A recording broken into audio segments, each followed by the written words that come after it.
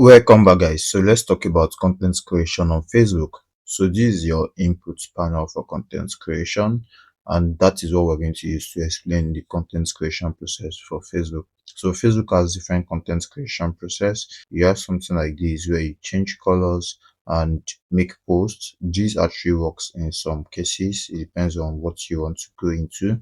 So this is one type of content creation where you use text as a textual background, something like this, where you write what is on your mind.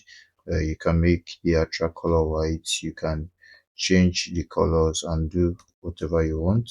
So these are ways you could actually use Facebook to make posts. So we have different types of content. Let's explore the different types of content we have. So we have textual content, like I said. It's either you write on a color or you write on a blank page. So it depends on whichever way you want to go. So that is one type of content. Another type of content we have is photo and video. So you can create a graphics, then you can create a video form of content as well. So we have this as photo or video. That's another type of content. Textual content could be in two ways, like I've said. Now we have video or photo. So just take note of that. Textual content.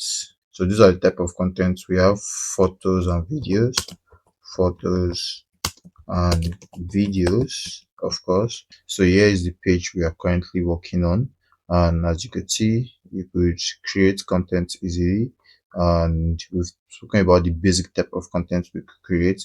So we're going to look into more of it and see how we can go about this. I hope to see you in the next lesson. See you there.